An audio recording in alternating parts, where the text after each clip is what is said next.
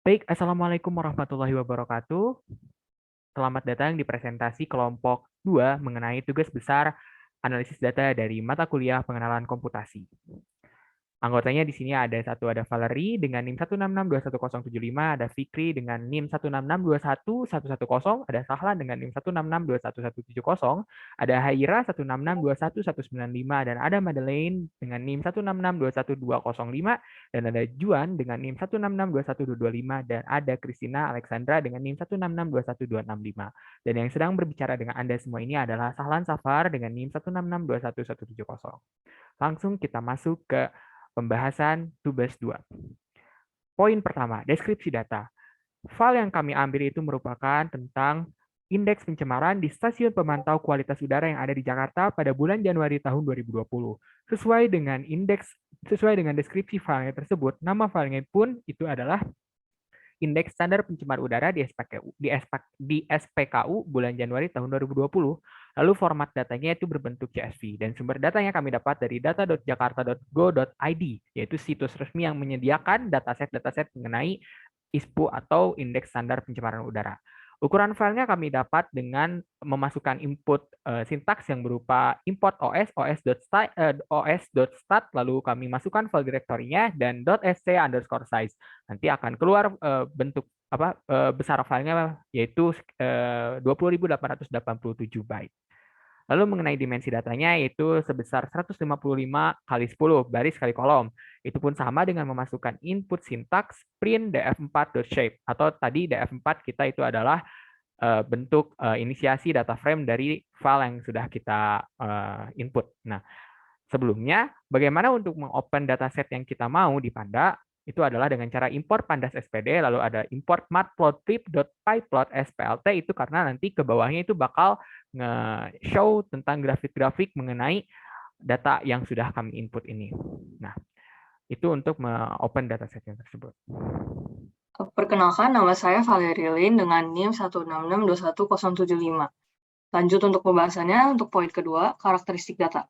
Untuk karakteristik data, elemen-elemen dalam kolom data kami mencakup tanggal pengukuran kualitas udara, stasiun, lokasi pengukuran di stasiun, PM10, partikulat, SO2 sulfida, CO karbon dioksida, O3 ozon, dan NO2 yang merupakan parameter yang diukur. Lalu lanjut ke max, nilai ukur tertinggi dari seluruh parameter yang diukur dalam waktu yang sama. Kritikal, itu parameter untuk hasil pengukuran tertinggi. Dan terakhir, kategori hasil perhitungan indeks standar pencemaran udara. Nama saya Kaira Syandita, NIM 166211195 akan membacakan bagian range. Yang pertama itu nilai maksimum nilai masing-masing atribut. Sintaks ini fungsinya untuk mencari nilai maksimum di masing-masing atribut. Di sini kami assign variable call_max dan menggunakan metode .max. Dari outputnya terlihat bahwa nilai maksimum di sinyal PM10 itu sebesar 86, di SO2 sebesar 60, dan seterusnya. Lalu nilai minimum masing-masing atribut. Sintaks ini fungsinya untuk mencari nilai minimum di masing-masing atribut. Di sini kami assign variable call_min dan menggunakan metode .min. Dari outputnya terlihat bahwa nilai minimum di sinyal PM10 itu sebesar 22, di SO2 sebesar 7, dan seterusnya. Lalu daerah dengan nilai max yang maksimum. Sintaks ini fungsinya untuk mencari nilai maksimum dari kolom max. Sintaks yang kami gunakan adalah sebagai berikut. Max yang awal itu untuk identifikasi kolomnya. Mencari nilai max-nya menggunakan metode .max dan juga outputnya akan menampilkan satu baris lengkap dari tanggal sampai kategori dari daerah dengan nilai max tertinggi. Selanjutnya daerah dengan nilai max sama yang minimum. Sintaks ini fungsinya untuk mencari nilai minimum dari kolom max. Sintaks yang kami gunakan adalah sebagai berikut. Max yang awal itu untuk identifikasi kolomnya. Cari nilai min-nya menggunakan metode .min, dan juga outputnya akan menampilkan satu baris lengkap dari tanggal sampai kategori dari daerah dengan nilai max terendah. Lalu wilayah termaksimum di setiap atribut. Sintaks ini fungsinya untuk mencari wilayah yang kadarnya paling tinggi di masing-masing atribut. Di sini kami assign variabel index underscore pencemaran underscore numerik, lalu pakai metode .setIndex untuk menampilkan stasiun dan tanggal. Lalu ada select underscore dtypes number, artinya data yang mau diidentifikasi itu data yang berupa angka dari masing-masing atribut. Lalu mencari nilai max-nya adalah dengan metode .idxmax, sehingga akan menghasilkan output sebagai berikut. Lalu wilayah yang paling minim di setiap atribut. Sintaks ini fungsinya untuk mencari wilayah yang kadarnya paling rendah di masing-masing atribut. Di sini kami assign variabel index underscore pencemaran underscore numerik, lalu menggunakan metode .setIndex untuk menampilkan stasiun dan tanggal. Lalu ada select underscore dtypes number, artinya data yang mau diidentifikasi itu data yang berupa angka dari masing-masing atribut. Lalu cara mencari nilai min-nya adalah dengan metode .idxmin, sehingga akan menampilkan output sebagai berikut.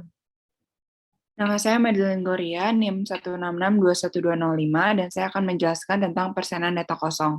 Untuk mencari persenan data kosong, kami memakai metode .isna, tapi metode tersebut hanya untuk menghitung jumlah data kosongnya. Untuk mencari persenannya, kita mencari rata-ratanya dengan metode .min, lalu .round untuk menampilkan 4 angka di belakang desimal. Untuk nilai rata-ratanya, lalu dikali 100 sehingga dapat persenannya. Perkenalkan semua, nama saya Fikri Awal-Tirta dengan NIM 166-21110.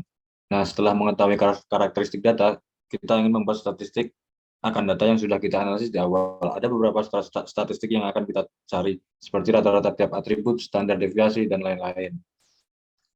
Yang pertama, sampel data. Di sini kita ingin mengambil sampel data dari file data yang kita analisis untuk dijadikan contoh. Kita ambil data dari file sebanyak 10 baris saja. Perkenalkan, nama saya Muhammad Jamal Syarif, NIM 166-21225. Selanjutnya ada rata-rata. Di sini akan dicari rata-rata tiap atribut dengan metode .min. Sintak akan sama di setiap atribut, hanya tinggal mengganti nama kolomnya saja. Di sini ada PM10 dan SO2. Selanjutnya ada CO dan O3. Lalu ada NO2 dan nilai max. Lalu akan dilanjutkan oleh saya, Christina Alexandra Munaba, NIM 166-21265. Untuk mencari standar deviasi, kami menggunakan sintaks dengan metode .std. Untuk mencari standar deviasi dari senyawa polutan, misalkan untuk PM10, hanya tinggal mengganti nama kolomnya saja di dalam sintaks. Begitu pula untuk senyawa polutan lainnya. Berikut adalah tampilan untuk sintaks PM10 dan SO2, dan juga untuk senyawa O2, O3, dan NO2. Baik, di sini saya akan mempresentasikan tentang sintaks percentile. Sintaksnya itu kita menggunakan metode .quantile, lalu di dalam kurungnya itu adalah besar persen dalam desimal. Nah, jadi kan kita akan mencari beberapa persentil dari beberapa data yang sudah kita punya di dalam atribut data. Ada 10%, ada 25%, ada 50%, dan 75 serta 90%. Semua angka itu akan dirubah dalam desimal dan dimasukkan ke dalam kurung yang ada di dalam sintaks. Jadi tampilannya kurang lebih seperti yang ada di layar. Di sini ada 10%, lalu ada 25%, lalu dilanjut ada 50 dan 75 serta 90%. Data-datanya dapat terlihat dengan jelas seperti di layar dan sintaksnya pun demikian. Untuk distribusi frekuensi, kita ingin mencari banyaknya data di setiap kolom yang ada. Dengan sintaks data frame 5, indeks pencemaran clean, dan nama kolom .value underscore counts, dan print data frame tersebut. Jadi untuk setiap kolom sama sintaksnya. Berikut untuk distribusi frekuensi parameter PM10.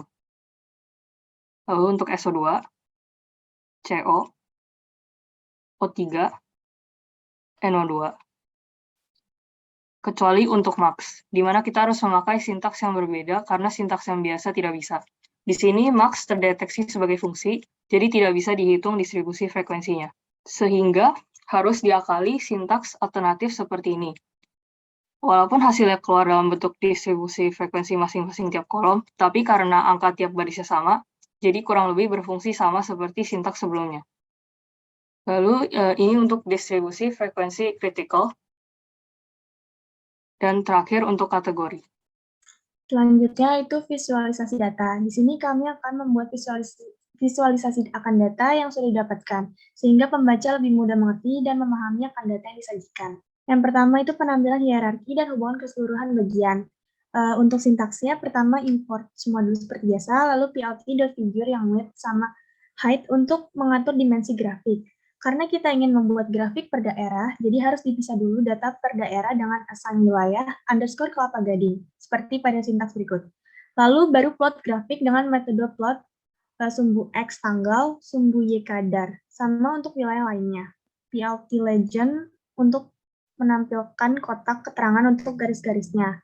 Title itu untuk judul legendnya, plt.xfix itu untuk mengubah arah penulisan tanggal di sumbu X menjadi vertikal, plt.ylabel untuk sumbu Y, plt.xlabel untuk judul sumbu X, plt.title itu untuk judul grafik, plt.savefig diisi nama dari file PNG grafik yang akan tersave otomatis ke komputer. plt.show itu untuk menampilkan grafik. Selanjutnya ini grafik. Ini tanggal diurutkan berdasarkan yang mayoritas. Dan karena tanggal 28 itu paling sedikit di semua daerah, jadinya ke-assign di paling belakang. Di sini masih sama kurang lebih prinsipnya seperti sintaks grafik sebelumnya, tetapi di sini ada perubahan bentuk. Jika sebelumnya berbentuk garis, maka di sini berbentuk bar chart. Kurang lebih sintaksnya seperti yang tampak di layar. Dan hasilnya dapat dilihat di slide sesudah ini. Indeks itu untuk sumbu X, data frame itu untuk sumbu Y.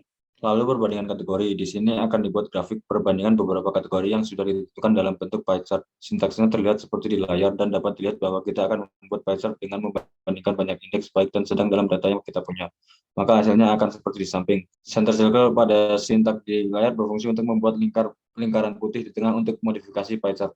Masih sama seperti sebelumnya, hanya berbeda untuk bentuk dan isinya. Di sini kita membandingkan perbandingan banyaknya kategori yang ada dari 3 kategori, yaitu tidak baik, sehat, dan sedang, dalam bentuk bar chart horizontal. Untuk grafik perbandingan kategori selanjutnya adalah grafik kritikal terhadap frekuensinya. Pertama, kita set data frame dan kritikal yang terdiri dari O3, PM10, dan SO2, dengan frekuensinya 67, 64, dan 3. Lalu baru kami plot horizontal bar chart dengan kritikal sebagai sumbu Y dan frekuensi sebagai sumbu X. Dan judul grafik sebagai perbandingan kritikal dengan warna bar chart-nya biru. Baik, di sini saya akan mencoba menjelaskan tentang penampilan perubahan terhadap waktu. Jadi di sini akan ditampilkan grafik, yaitu menampilkan beberapa perubahan atribut terhadap perubahan waktu atau time series yang akan terjadi. Dengan sintaks yang kurang lebih tampil seperti ditampilkan di layar, maka akan dihasilkan grafik seperti ini. Ini adalah PM10, dan begitu pula dengan atribut-atribut yang lain dengan sintaks yang kurang lebih sama. Ini untuk SO2 dan ini untuk CO. Lalu di sini ada untuk O3 dan di sini ada untuk NO2 dan serta satu lagi untuk max. Di sini semua grafik perubahan terhadap waktu yang diperlihatkan sebelumnya akan digabungkan sehingga dapat dilihat bentuk grafik keseluruhannya. Berikut sintaks secara keseluruhan yang digabung. Next.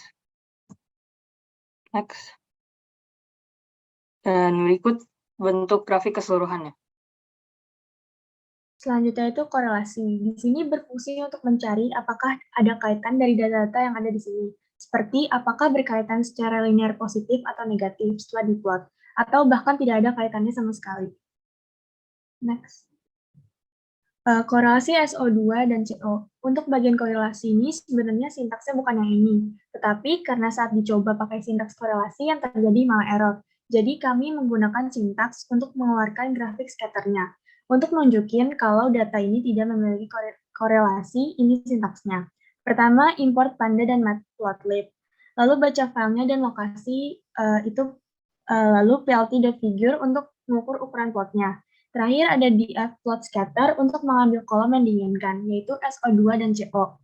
plt.xlabel buat menamakan sumbu X, plt.ylabel untuk menamakan sumbu Y. plt.title untuk memberi judul, plt.show untuk menunjukkan plotnya. Selanjutnya, ini grafik plotnya. Dan di sini terlihat kalau datanya itu mencar-mencar, sehingga tidak ada korelasinya sama sekali.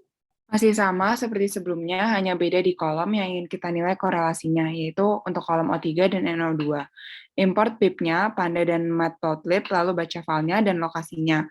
plt.figure untuk mengukur ukuran plotnya, terakhir ada df.plot_scatter untuk mengambil kolom yang diinginkan, yaitu O3 dan NO2. plt.xlabel untuk menamakan sumbu X, plt.ylabel untuk menamakan sumbu Y. Title untuk memberi judul, plt.show untuk menunjukkan plotnya. Dan ini grafik plotnya, dan di sini terlihat kalau datanya juga mencar-mencar sehingga menunjukkan bahwa tidak ada korelasinya. Selanjutnya kita akan membahas tentang data cleaning. Pada dataset yang digunakan, dilakukan data cleaning terhadap missing value yang bertujuan untuk menyediakan dataset yang lebih lengkap, terpercaya, dan mudah dibaca sehingga dapat meningkatkan kualitas dataset untuk dianalisis dan divisualisasikan. Metode data cleaning yang digunakan adalah dengan menghapus baris yang memiliki data yang kosong dari perhitungan yang telah dilakukan, didapat dataset memiliki tingkat kekotoran data di kolom PM10, COO3 sebesar 0,65%, kolom SO2 sebesar 3,87%, kolom NO2 sebesar 7,74%, dengan kolom lainnya bersih. Dapat dilihat dari PPT di layar bahwa tidak ada data kosong di data yang sudah kita bersihkan tadi.